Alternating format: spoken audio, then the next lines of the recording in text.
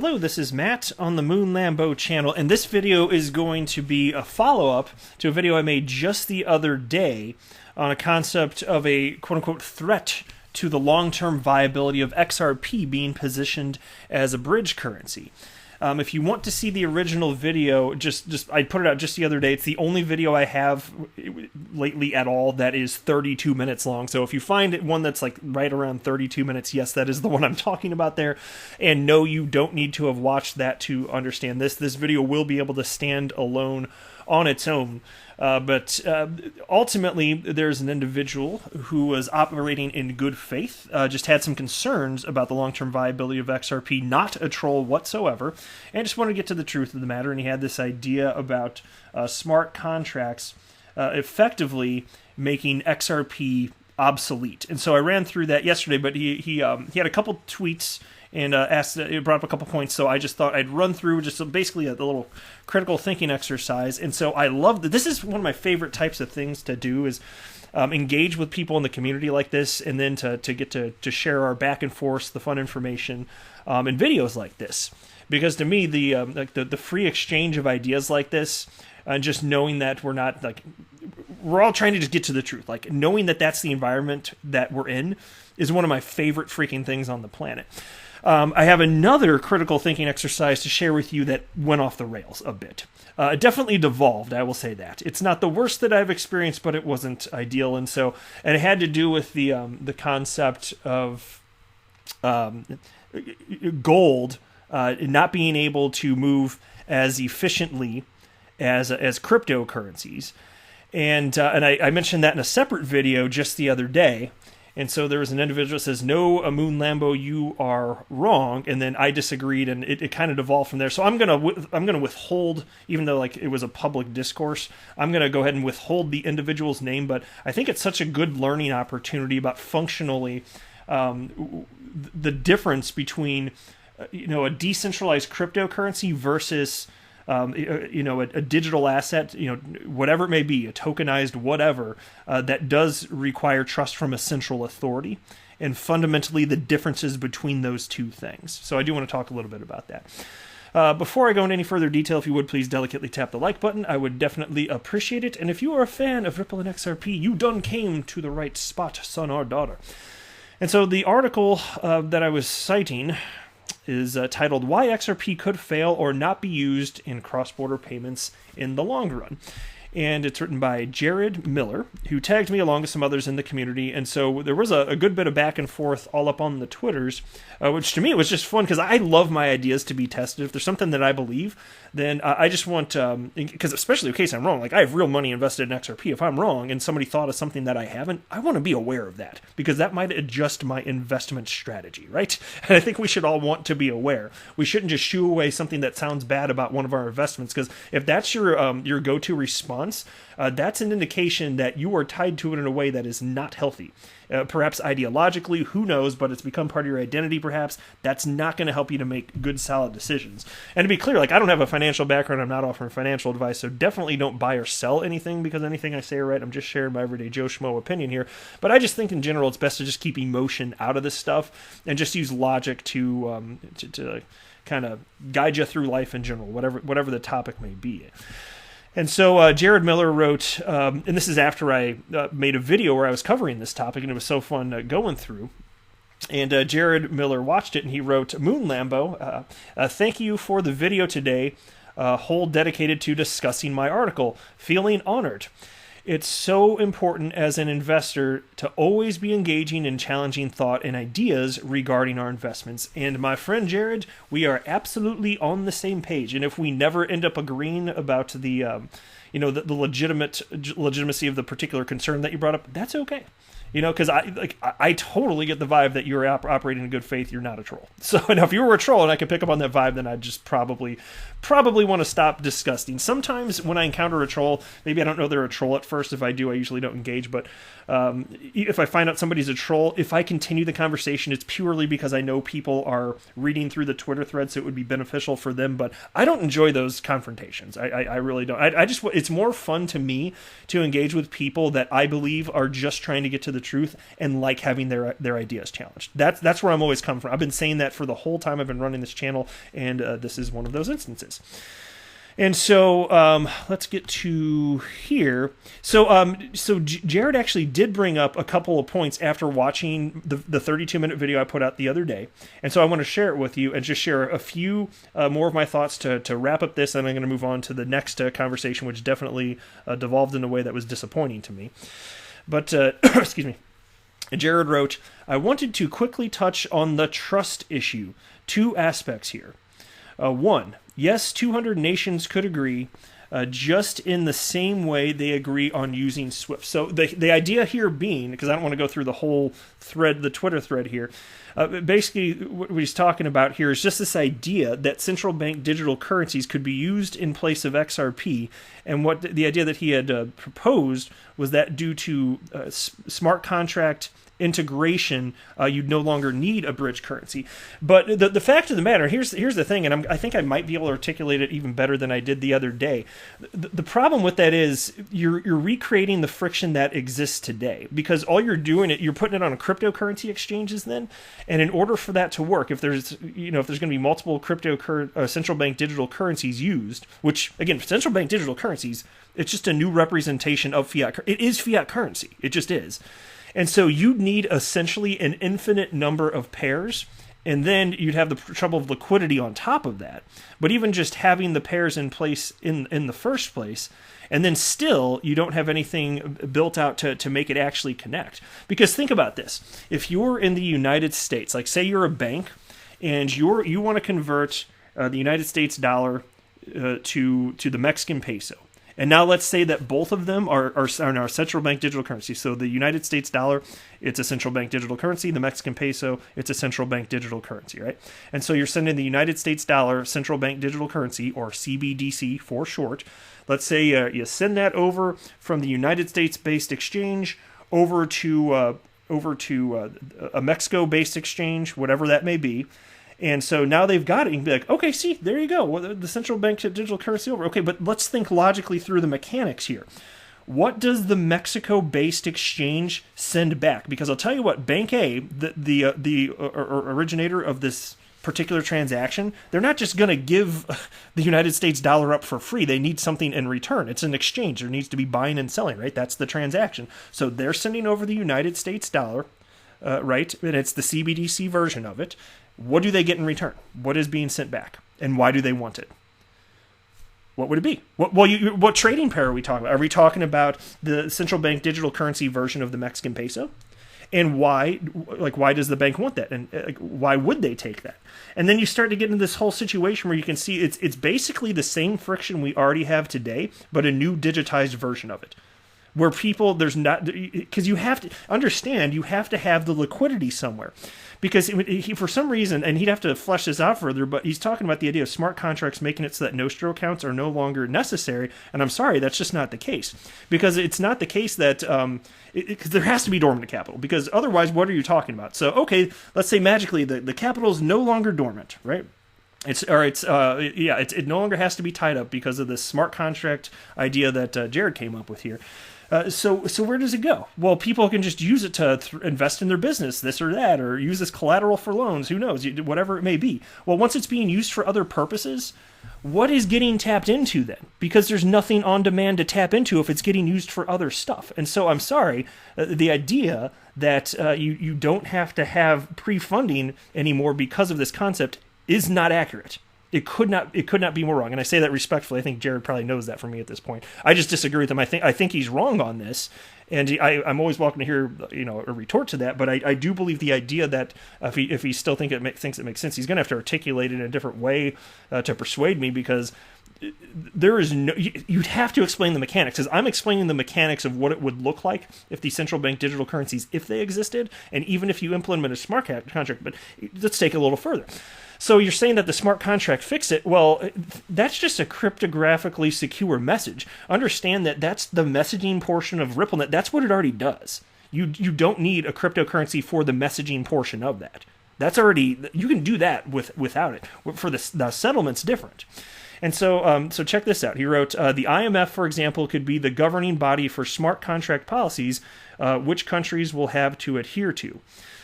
Yeah, so, or maybe, actually, let me read the first point again. I want to make sure that I cover this sufficiently. So, yes, 200 nations could agree just in the same way they agree on using SWIFT. Okay, I want to make sure, I apologize if I'm repeating myself. I don't think I stated this, or at least not sufficiently. But as far as nations agreeing to use SWIFT, that's a messaging system. They never agreed on the settlement system, and those are two very different things. So I want to be clear. Yes, they agreed to use SWIFT for messaging. That's the standard in the world today by a long shot, right? It's been in place for a good 50 years or so.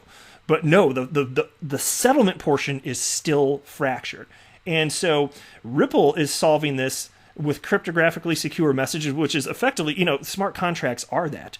And so that's the messaging portion, right? That is the messaging portion right there. But it's not the case that just because central bank digital currencies exist, that SWIFT is evidence that somehow they're all going to govern harmoniously. Like, that's just simply not the case. Then he wrote, the IMF, for example, could be the governing body for smart contract policies, which countries will have to adhere to. Well, again, I don't think that smart contracts are going to do anything that isn't functionally being done by cryptographically secure messages on RippleNet. And I'm talking about the messaging portion, not the portion utilizing XRP, because XRP portion is settlement that's entirely separate. I think that's a whole different thing. So anyway, that's pretty much where I am with it at this point. To me, it's a non-issue. It's not going to be something. And I did want to share this. This is a tweet from David Schwartz, Ripple CTO, co-creator of the XRP Ledger. He was talking about JP Morgan coin. It's a bank coin.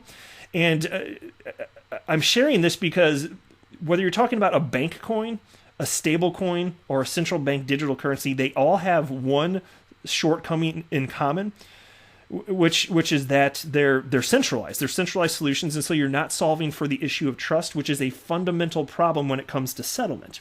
And so here's what David Schwartz wrote about the bank coin, JP Morgan coin, which absolutely applies to central bank digital currencies, right? If they were to be positioned for this particular use case. JP Morgan coin will only be useful for people who trust JP Morgan, are in a jurisdiction that's compatible with JP Morgan, and aren't concerned about their sovereignty. A system nobody can control, and control is, in my opinion, better, especially if you compete with JP Morgan or hope to. Exactly. People have different interests, this or that. You're never going to get everybody to be on the same page, and there's not going to be one dominant central bank digital currency to take care of all of this. And even if you did, like I was saying the other day too, and I don't want to rehash everything from yesterday, but it's like, who's going to build this out? You're not going to get 200 countries around the world to agree on a freaking payment system. That's why there was a central entity, SWIFT, that was able to figure it out. So Ripple's doing a whole different thing here. But anyway, fun critical thinking exercise, and I do appreciate it. Now on to the next part here. And so I got this piece pulled up. I've been aware of this for some time. This is a piece from Ripple's blog, their Ripple Insight series, and it's from July 29th, 2014. Titled GPI Integration Allows Ripple Users to Trade, Send, and Spend Gold. And I've highlighted this in the past. I found out about this, I don't know, a couple years or so ago, thanks to XRP community member Matt Hamilton. And when I did, I ended up mentioning it on the channel because I thought it was so freaking cool. And actually, I don't remember off the top of my head if this is still in practice here, but there is a company called Gold Bullion International, GBI for short, which was tokenizing gold on the XRP ledger. And so what that means is, just to make sure everybody's on the same page, the XRP ledger has a built-in decentralized exchange on which you can issue IOUs. So you can tokenize anything. It's just a representation of whatever asset it is that you want to consider. So in this case, they created a token on the XRP ledger that represented gold. It's not gold. It's just a token that's digitized that represents their gold holdings. And it's neat. In theory, it's really neat, but there are shortcomings, which even David Schwartz has acknowledged, which is simply, it does still require trust. It absolutely does. And so that's fundamentally different than having a decentralized cryptocurrency like XRP, which is simply itself. It's not a representation of XRP. XRP just is XRP. But this token is not gold. It's a representation of the value of gold, which they're alleging to have been backed, which is fundamentally different. It's by definition clearly a very different thing here.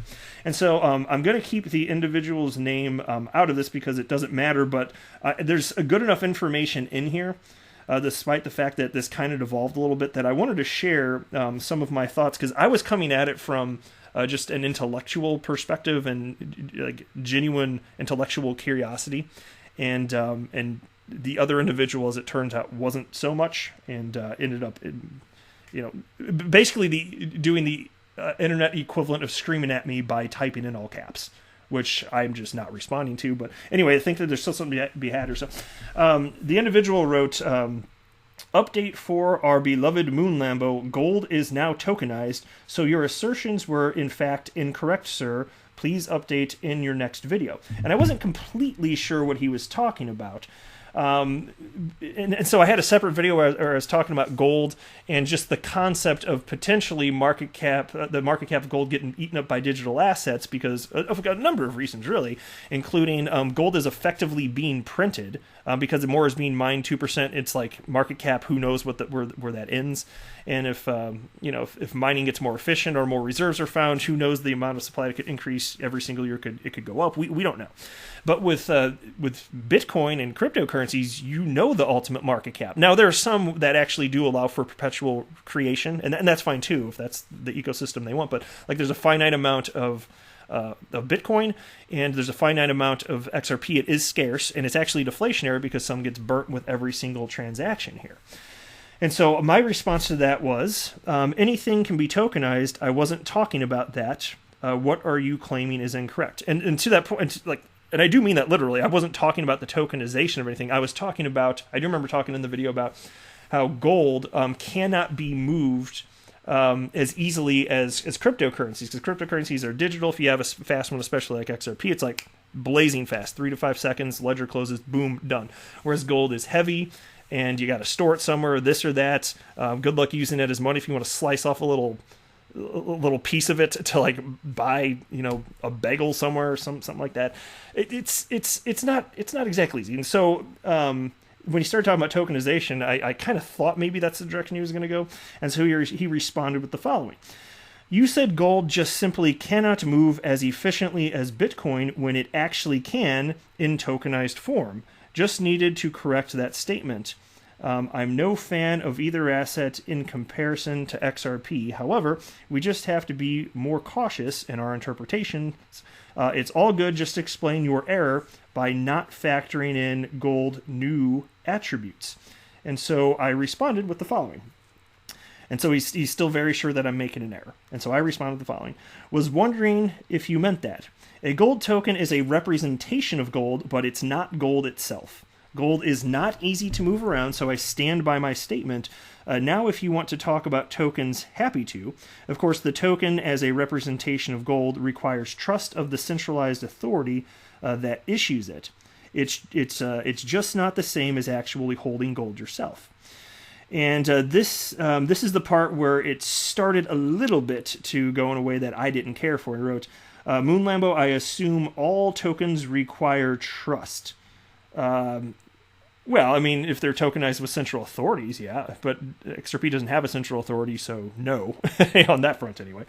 He wrote, you trust your exchange will give you the asset you bought, Bitcoin, just like you trust your bank that holds your funds will honor your balance. Yeah, except for I don't keep my cryptocurrency on exchange, so once I have it, which is a fundamental difference here. But he writes, Lloyd's of London has trust or they wouldn't still be in business. They are backing the token just like Circle backs the USDC stablecoins. Yeah, and so I understand that trust is needed in life. I have that. I trust businesses, all sorts of businesses in general. I trust family and friends. I don't get that. I'm just saying that that's fundamentally different than a decentralized cryptocurrency that doesn't require any trust, which is superior. And if you can have a situation where you trust isn't required, that's better, especially if you're talking about a store of value. And then on top of that, again, we're talking about a representation of gold, not actual gold. But anyway, here's where it started to get to a level I didn't really care. He wrote, you're sounding more and more like a crazy maxi that makes no sense. Now, look, you can call my ideas crazy, and that doesn't offend me. But if you're calling me crazy, I'm just like, it's not like I have a thick skin. It's not like I'm mad about it, and I wasn't mad about it. I'm still not. But it's just like when things start to go that direction, I'm like, when people do that, like my objective is to get to the intellectual truth of whatever we're discussing. And when people go that route where emotion gets involved and you end up screaming in all caps and stuff like that, that means that emotion is involved, and we're getting further from a position where we're going to both come to a conclusion that is true. Right? And so that's why I don't like it. That it's not about being offended, this or that, blah blah blah. And so I was like, oh, okay. And so, but then he wrote this too: just fix your misstep already and do it honorably. And again, and I'm going to illustrate this. I could not disagree more. I could not disagree more, and very genuine. And so he's telling me that apparently I'm not being honorable here. So, here's what I wrote in response here. I wrote, telling me I sound like a crazy person isn't productive, so let's not proceed with such incendiary claims. It's always okay to challenge with intensity people's ideas, including my own, but if you're going to go after me in a personal way, I won't be interested in having discussions with you in the future. If you genuinely think I make no sense on this topic, then more likely than not, it would be beneficial for me to flesh out my position here. I certainly have not made a misstep, and if you disagree after reading this, you'll need to articulate a better argument to persuade me. Let me reiterate that tokenized gold is not gold. So again, I stand by my statement. This is a very important point. I'll explain further why I firmly believe this is true, and if you still disagree after reading my explanation, then you're welcome to try to persuade me otherwise, but you'll need to present a strong case. Consider that the XRP ledger has a built-in decentralized exchange. Using this decentralized exchange, you can issue any asset on the ledger that you want. And it is called an IOU, meaning you owe somebody that. Right? It is merely a representation of an asset or contractual obligation. To be clear, we're talking about a tokenized representation of anything that you want being created on the ledger. But even so, a tokenized representation is not the actual asset. Disagree? Consider this. I can create an asset called Skittles, as in the candy, Skittles the candy, and we can trade it back and forth on the blockchain. Is that token actually Skittles? No, of course not. If you disagree, show me how you can eat the token. Just pop a few in your mouth. You can't, because it's just a representation of Skittles. This is a very important distinction. Same with gold. A tokenized version of gold absolutely is not gold. You can hold actual gold that you own in your hands. In such a case, you have complete control of the gold. You don't need to trust a third party to know that the gold you hold in your hands is yours. You simply own it and can verify with your own senses, including vision and touch. With a token of gold, you can see whether or not you hold the token, but it's just a token. But the token could actually be worthless for all you know. A third party can claim that this token represents your ownership in gold, but there is a clear issue here, as trust is absolutely required. Will you be able to redeem the token for physical gold? If so, what will the process be? How do you know that your gold token is actually backed by physical gold? What if the central authority guaranteeing this token is backed by gold ceases to exist, as in they go out of business or run away nefariously? These are all issues you will not encounter if you own real gold rather than just a token of gold. This is a very clear and important distinction. David Schwartz, co-creator of the XRP Ledger, has talked about this concept publicly on more than one occasion. He himself has acknowledged that trust is required for assets issued on the XRP Ledger, any asset, gold or otherwise, and that this is a roadblock for adoption. If you disagree with me on this, then you disagree with Schwartz too, so you'll need to have a very persuasive argument to change my mind. It doesn't matter if the tokenized version of gold is issued on the XRP Ledger or any other blockchain. It doesn't remove the issues of trust. XRP and Bitcoin, on the other hand, are provably scarce, and if you hold these assets in crypto storage, you know it. This is because XRP is simply XRP. That is to say, XRP is not a representation of some other asset somewhere else on the planet. That is very different from holding a token, which is a representation of another asset, where you have to trust that the central authority is acting in good faith. And so maybe there's a very reputable entity backing the particular tokenized asset of gold. Okay, fine. So I'd be more inclined to think, yeah, so it's probably it's probably safe. That would be my gut reaction, because I think it's reasonable to trust businesses and people in life where it's warranted. That wasn't my point remotely. My point is that requires trust. And so assets that don't require trust, that are provably scarce, that you can hold, are superior for the purpose of store of value. Again, gold is inflationary. And then on top of that, the gold itself, and this is undeniably true, you cannot move it. The physical gold, you cannot move it. And so that's all I was saying. These are the points I was making. They're undeniable facts. And so then I guess I can pretty well stop here, because he responded by stating that he didn't read. So everything I just shared with you, I gave a very thoughtful, intellectual response. He let me know that he didn't read it because it was too long. And then one of his later responses was just yelling at me in all caps. So it unfortunately devolved. It's just unfortunate. Like, I don't know. It's just too bad. Like, I enjoy critical thinking and being challenged on my ideas, but some people just respond in a different manner, and that's just what it is. So, like, I firmly stand by what I stated. I know I'm factually correct, and so there's, at first I thought maybe there's just an understanding he doesn't understand the point that I'm making, but then I articulated my point to the best of my ability, and then he didn't. Not only did he not read it, he told me that even after acknowledging that he didn't read it, he wrote, "You just made an honest error, and I wanted to clear that up." So I'm like, okay, so you're not going to read the thoughtful response I provided, then you're going to insist I made an error. So it's just a shame. But the reason I wanted to share it is because I thought it was an opportunity to explain the differences between decentralized cryptocurrencies that are provably scarce, have open market prices, versus physical assets that, even if there's a finite amount on Earth, fine.